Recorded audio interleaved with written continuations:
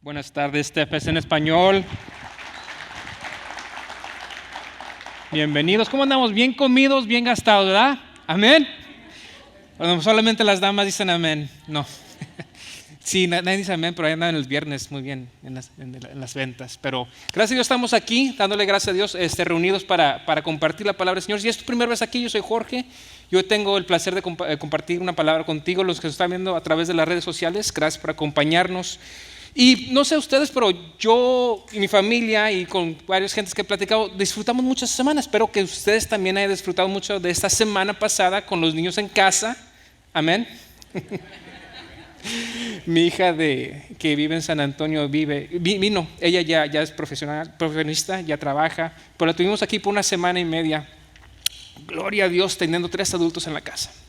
3 opiniones diferentes y... Pero fue un buen tiempo, y no sé ustedes, pero a nosotros nos tocó convivir y ver a seres queridos que no habíamos visto en más de casi 2 años. O sea, ahora que ya se liberó eso de la frontera, ya pudimos convivir con ellos y ahí sí juntos tener una reflexión y darle gracias a Dios por lo bueno que ha sido. Amén. Y leí una reflexión esta semana que dice que muchas de las veces decimos, Dios es bueno.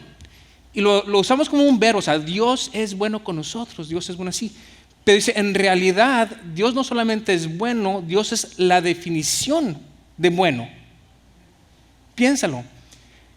¿Con qué mides la palabra bueno? O sea, ¿con una acción de una persona o con lo que Dios es contigo? Dios es bueno siempre. Cuando te va bien es bueno, cuando nos va mal es bueno también. Alguien me hizo una pregunta una vez, si tú mueres y no vas al cielo, vas al infierno, ¿Dios todavía es bueno? No, porque no, Dios es bueno siempre.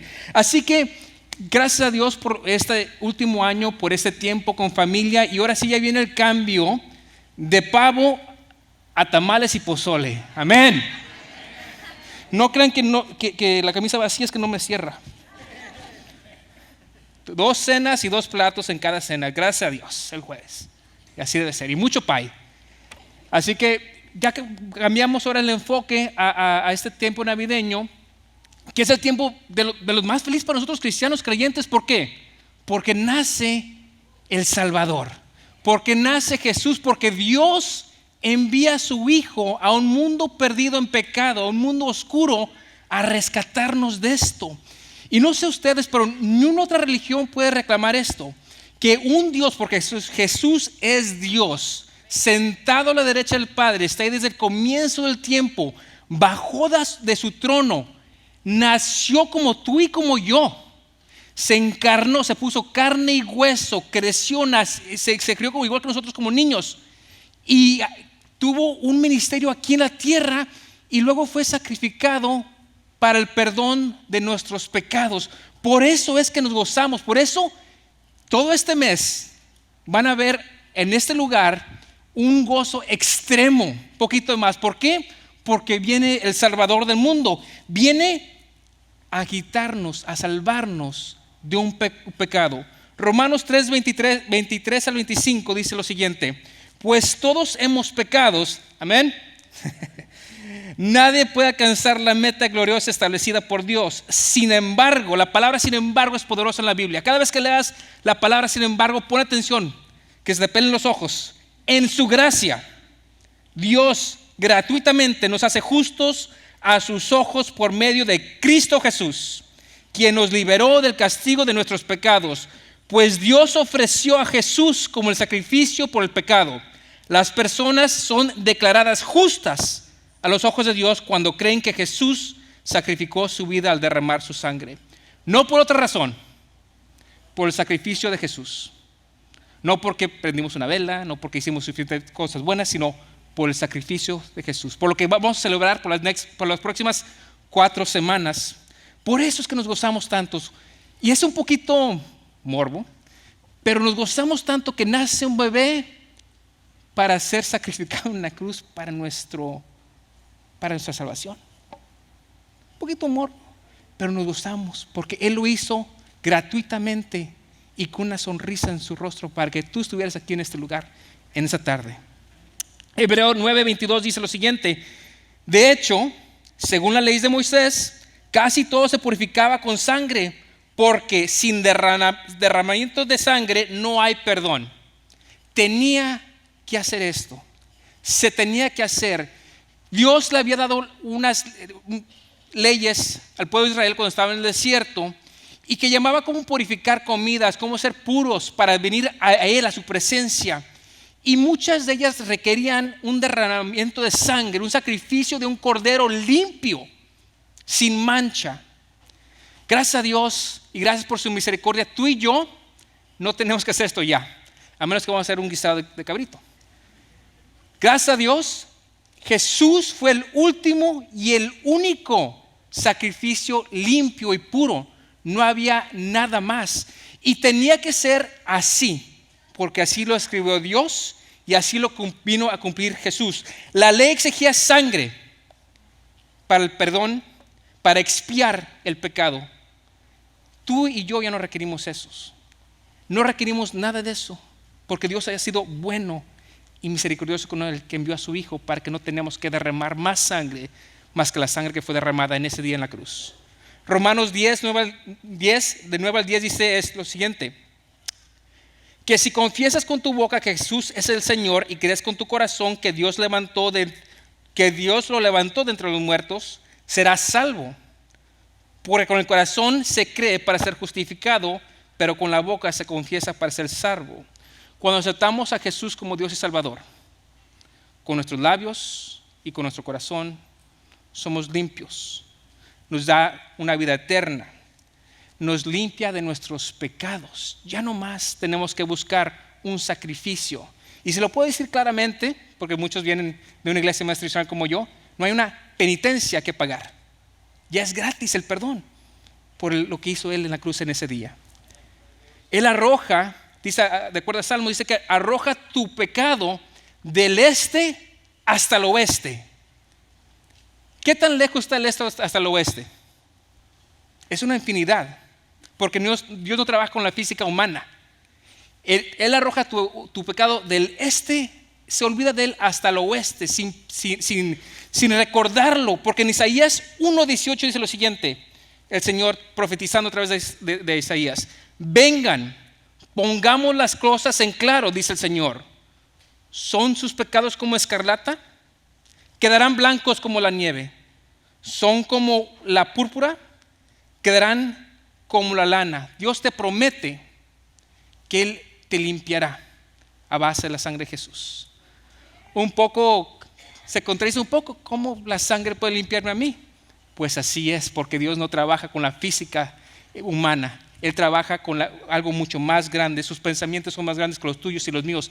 Y por eso es que la preciosa sangre de Jesús te limpia de pies a cabeza de todo pecado que hayas hecho y que vas a hacer aún. Porque aún siendo creyentes, seguidores de Cristo, todos pecamos, mis hermanos. Todos, desde el momento que nos despertamos hasta el momento que nos dormimos. Y unos poquito más que otros. Pero gracias a Dios, Él siempre nos ve así nuevos, nos limpia cuando nos arrepentimos. Porque en Juan 1:9 dice lo siguiente: si confesamos nuestros pecados, Dios, que es fiel y justo, nos los perdonará y nos limpiará de toda maldad. Quiero hacer una pausa aquí, porque leave it up there, please. Este versículo es muy poderoso, porque de nuevo, muchos venimos de una cultura, una religión muy universal. Dice, cuando uno dice, si confesamos nuestros pecados, Dios.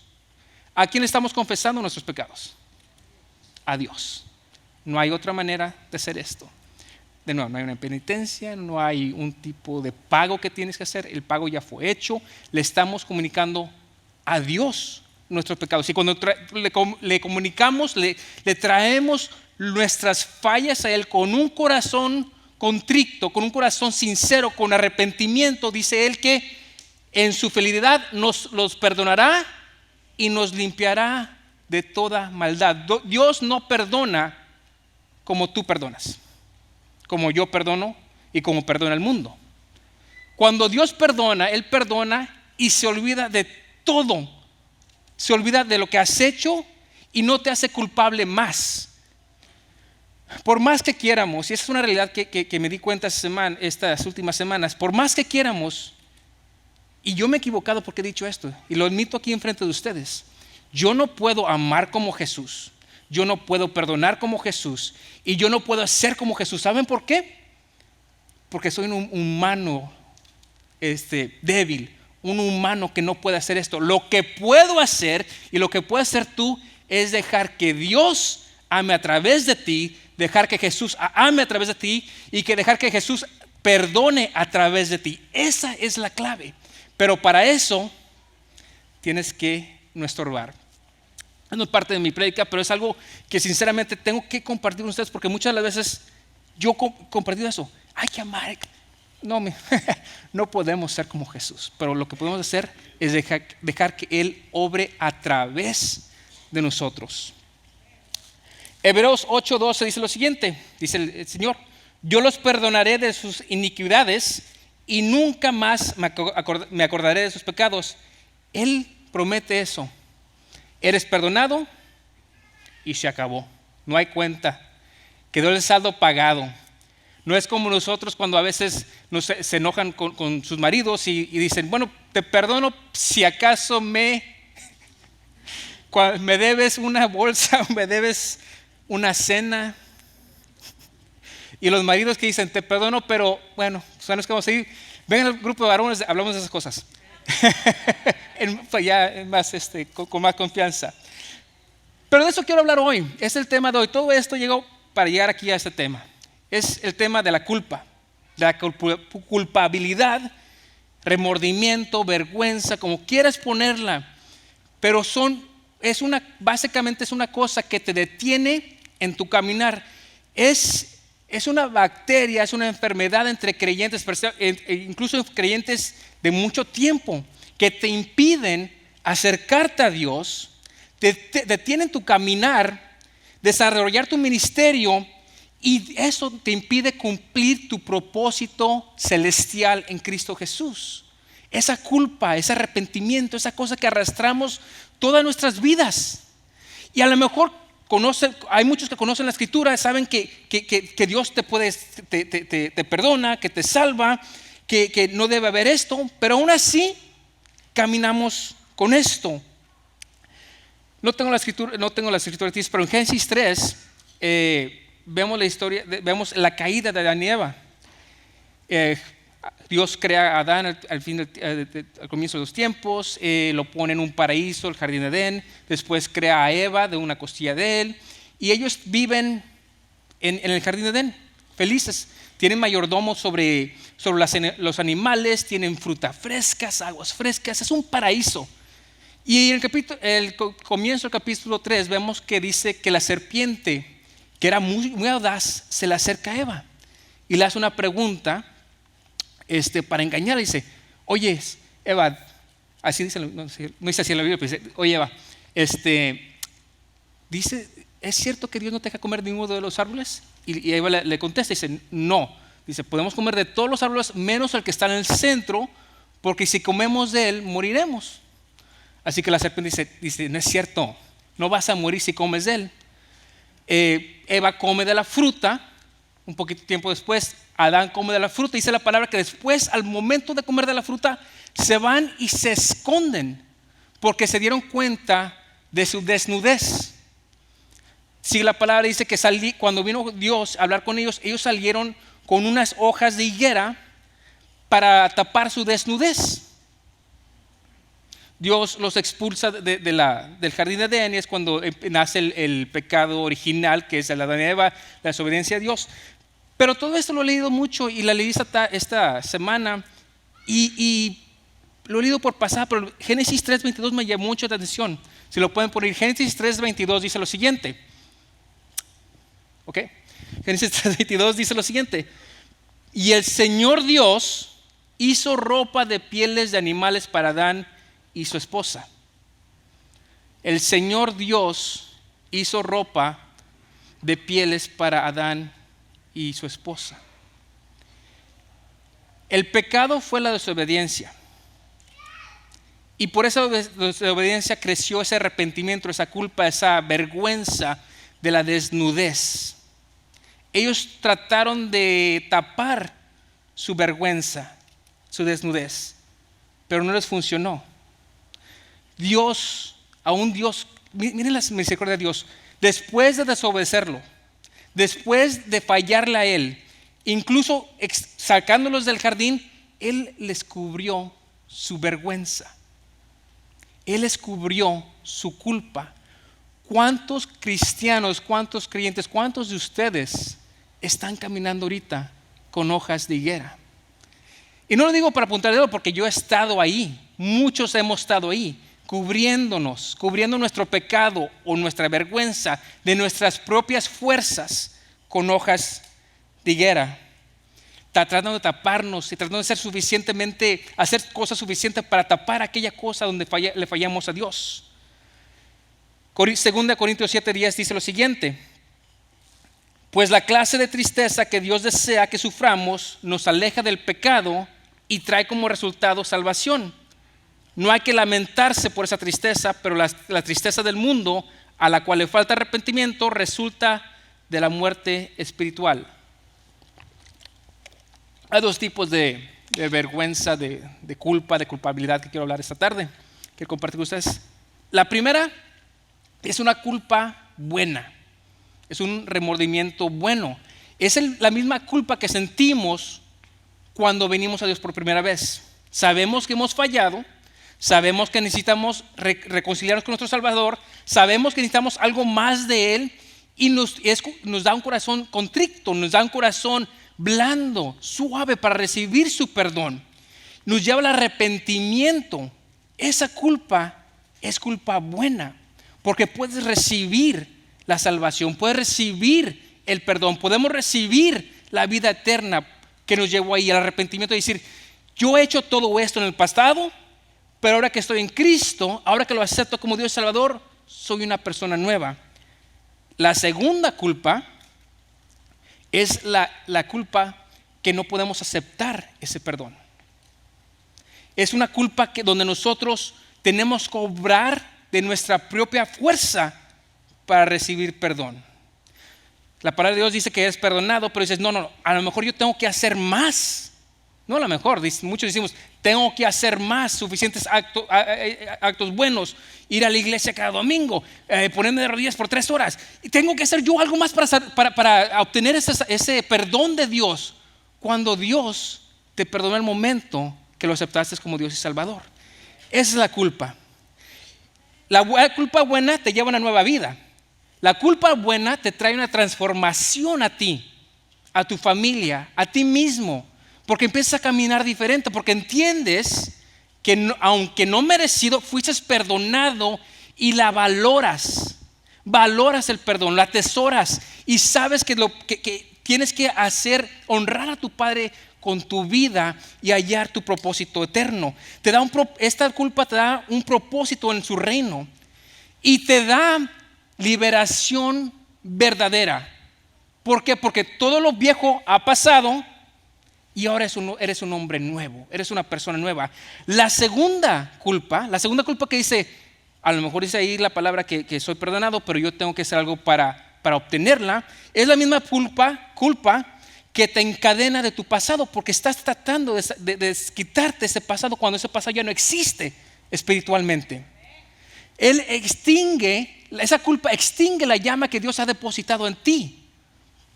Esa culpa te ciega a tu propósito eterno, porque no te deja avanzar, te deja atado a aquella cosa que antes fuiste, aquella cosa que dice Dios: esa persona está muerta, eso ya no existe, pero porque somos tercos, porque somos humanos, estamos fallados, no podemos dejar eso.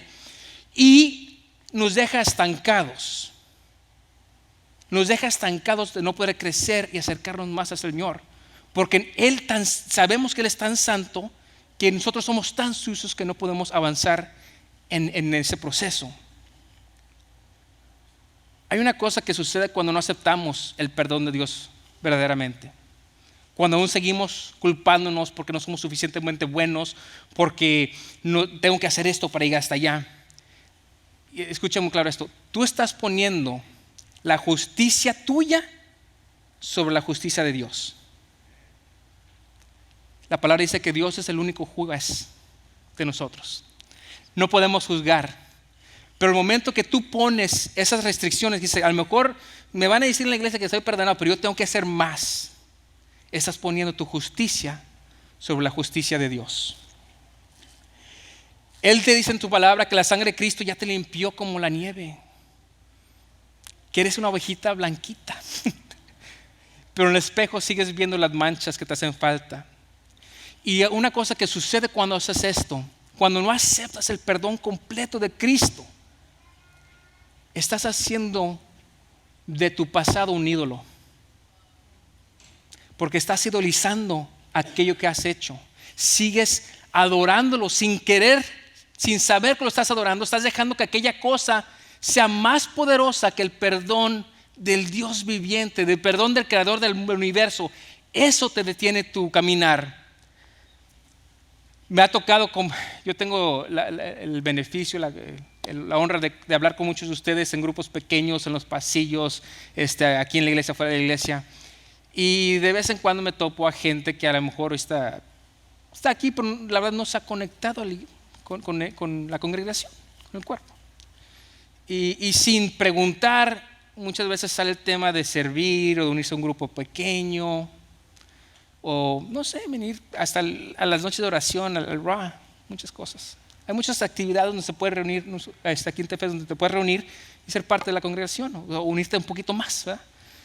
Y lamentablemente, muchas de las excusas que escucho a veces es que ahorita tengo muchas cosas en mi vida que tengo que arreglar. O es que ahorita estoy en un proceso y no estoy ahí para ir a la noche de oración. Estoy siendo honesto, he escuchado esto. O la clásica, bueno, sí me quiero unir al grupo y quiero servir, pero primero tengo que arreglar mi vida. Basta. ¿Qué te estás mintiendo? Te están mintiendo. Tú no puedes arreglar tu vida. El predicador que ves en Facebook no puede arreglar tu vida. El evangelista que ha venido 2 semanas a aquella iglesia que quiere decir para que arregle tu vida, no puede arreglar tu vida. Tu vida ya fue arreglada en la cruz del Calvario. Tu vida ya está lista para que tomes ese paso de fe, para que te acerques más al Señor. Pero dejas que tu pasado y tu juicio propio y tu culpa que acarreas todos los días te detenga de esto.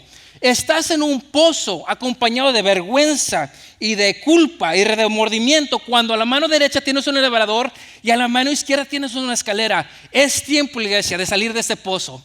Es tiempo de dejar la vergüenza dejar aquella culpabilidad y arrepentimiento atrás y realmente recibir el perdón del Señor. Dice, hace unos meses compartí esto, que en mi casa tenemos un dicho. Ya está riendo mi esposa, porque saben lo que le voy a decir. Cuando mis hijas empiezan a que es que yo no puedo, y quién sabe. Tiene 15 años, por si habla. No, cuando mis hijas empiezan a neciar o empiezan a quejarse, que es que yo no puedo, es que ayúdame con esto. Hasta mi niña de 8 años, no alcanzo. O denme ropa para vestirme porque no me puedo vestir. Dice, mi esposa es la que me ha enseñado, les dice a ellas, aquí no hay pobrecitas. Aquí no hay pobrecitos en esta casa. Aquí si uno no puede es porque no puedes. El Señor te perdonó a ti. El Señor te ha dado el poder del Espíritu Santo dentro de ti. Él dice, su palabra dice que eres limpio como la nieve, que te ha quitado todo pecado. Aquí no hay pobrecitos en la casa de Dios. En la familia de Dios no hay pobrecitos de que se quedan, pues yo no puedo ahorita porque pues he hecho tanto mal. No, Señor. No, Señor. Aquí, ¿saben qué es eso? Y muchos a lo mejor dicen, Marrano, te hace falta humildad. No, Señor. No, Señor. Eso, vivir con vergüenza, remordimiento y culpabilidad, es humildad falsa. Es una humildad falsa. Mira, y aquellos que a lo mejor tienen dudas, se requiere más humildad aceptar que soy perdonado por la cruz que vivir una vida con remordimiento y tratando de yo hacer algo suficientemente para ganarme el perdón de Dios. ¿Qué requiere más humildad? ¿Quién requiere más humildad? Y mis hermanos, hemos sido cegados por el enemigo porque Él es el que susurra en tus oídos que dicen, no eres suficiente. No puedes hacer eso tú porque has hecho, mira todo lo que has hecho. Tú no puedes ser líder de grupo porque recuerdas aquellas noches en tu juventud. Tú no puedes ser líder, tú no puedes servir si hace unos meses fuiste adúltero. Tú no puedes servir si yo sé que eres borracho. Tú no te puedes acercar a Dios porque tú has, pues pon lo que quieras ahí tú, para no ser muy gráfico. Tú no puedes acercarte más, no te puedes adorar al Señor porque anoche estabas viendo pornografía. Es una mentira del enemigo que nos creemos una y otra vez. Y es un ciclo porque el momento que aceptamos eso, haz de cuenta que te dan libertad de hacerlo, decir lo que quieras porque no puedes hacer eso. Si lo hice una vez, pues ya estoy aquí. Y a lo mejor si caigo en el pecado de nuevo, haré suficientes cosas buenas para llegar de nuevo a los buenos ojos de Dios. Y así no funciona. Tengo un hermano, le doy gracias a Dios que tengo muchos mentores y gente con la que comparto vida. Y muchos de ellos han estado encarcelados. Algunos por un poco tiempo, unos por mucho tiempo. Y hace unos meses estaba hablando con uno de ellos, que ya lleva un poquito de tiempo que salió. Y saben que podemos aprender mucho de aquellos que han estado encarcelados, porque aunque nosotros hemos estado encarcelados espiritualmente, ellos lo han vivido físicamente. Y hay muchos comparativos ahí. Y él me dice que le está yendo muy bien, está trabajando, se está reincorporando con la sociedad, con su familia, todo bien. Y le pregunté, oye, gloria a Dios que está yendo tan bien, qué bueno. Y dijo él, sí, gloria a Dios que mi familia estaba ahí para recibirme al momento que salí. Dice, el momento que salí, cuando sales, dice, te dan los zapatos que usabas ahí, te dan un pantalón de mezclilla que usabas ahí y una camisa blanca. O sea, te dan todo de ahí. Dice, pero lo que pasa es que allá adentro hay un olor. El detergente que usan, el jabón que usamos, dice, hay un olor. Y aquellos que a lo mejor les dan un ticket para el bus o para que viajen y nadie está ahí para recibirlos, pues así se quedan por semanas, por meses, porque no tienen nada más con qué cambiar. Yo, gracias a Dios, salí, mi familia está ahí, me trajeron cambio de ropa, shampoo, perfume, rastrillo. Dice, me llevaron al hotel, me bañé, me puse perfume y se me quitó el olor. Dice, pero cada vez que voy a la oficina de parole a revisar, dice, me quiero el corazón porque entran gente que ha salido y huelen todavía a su pasado. Mis hermanos, tú tienes el mejor perfume. Tú tienes una ropa nueva, un guardarropas nueva. Tienes rastrillos, tienes zapatos nuevos. Quítate el olor que has traído contigo todo este tiempo. No te sirve de nada recordar en aquella persona que fuiste en aquel momento. Tú fuiste recibido no solamente como mi hermano, por una familia nueva, sino por una familia celestial nueva. Y Él te dio la ropa nueva, el champú nuevo y una fragancia tan linda que tú nunca más tienes que recordar aquel pasado. Con esto cierro. Saben, una cosa que me impacta mucho es la vida de Pedro. Terco, necio, torpe. Se peleó con Dios 3 veces. No, 4 veces, se peleó muchas veces con Dios. Y con Jesús lo contradició. Hombre del bárbaro Pedro. Hay una enfermedad en inglés que se llama hand, foot and mouth disease. En español es la enfermedad de la boca, de las manos, de los pies, donde a los niños les salen a veces granos. Bueno, tengo un amigo que le llama Pedro foot, mouth and disease Pedro, o sea, que él es el sinónimo de la enfermedad de las manos y de las bocas, porque se contrae cuando los niños se meten las manos a las bocas. Total. Pedro le falló a Dios una y otra vez, a Jesús. Incluso esa noche cuando Jesús fue llevado con los soldados romanos, Él lo negó 3 veces. Pero saben, algo que no pensamos a veces es que Jesús ya sabía que iba a suceder eso. Él ya lo había perdonado en ese momento. Él no le guardó rencor. Él lo perdonó en ese momento que sucedió eso. Y otra vez se peleó con Dios en la azotea. Y Pedro tiene la excusa más grande del mundo de decir: yo no valgo eso, yo no puedo aceptar el perdón. Yo mandé a Jesús a la cruz, yo lo negué 3 veces. Yo lo negué 3 veces. No puedo aceptar el perdón de Dios, no lo merezco. Pero Pedro no hizo eso. Pedro puso todo eso que hizo al lado y dejó que muriera con su viejo hombre. Porque dicen Hechos que al fin de su vida Pedro, cuando caminaba, su sombra sanaba a los enfermos. Él supo dejar ir aquellas cosas, aquellos tropiezos que él tuvo en su vida y dejar que Cristo lo perdonara realmente. Si Él lo puede hacer, si vemos gente que hace eso, ¿qué nos impide a nosotros, mis hermanos? Inclinen sus rostros y cierren los ojos. Yo sé que hay muchos de nosotros que batallamos con eso, que seguimos batallando con esto. Con el perdón a uno mismo, el perdón a nuestro pasado, el perdón a lo que hemos hecho. No voy a pedir que nadie levante la mano, pero si tú en este momento, si sabes que hay algo impidiendo tu caminar con Cristo, hay algo impidiendo tu propósito celestial, algo impidiendo que hay algo que no puedes dejar ir y tú crees que tienes que hacer algo suficiente para recibir el perdón de Dios, solamente te voy a pedir que levantes tu rostro. Gracias. Gloria a Dios. Tengo una noticia buena para todos ustedes que están levantando el rostro. No tienes que hacer nada. El perdón está a tus manos. El perdón ya te fue entregado a ti hace 2000 años en la cruz. Está ahí para que tú lo agarres y tú puedas caminar con Él. No hay, ni un hombre te puede detener de esto. Pero mis hermanos, acepten este perdón de Jesús, este perdón de Dios.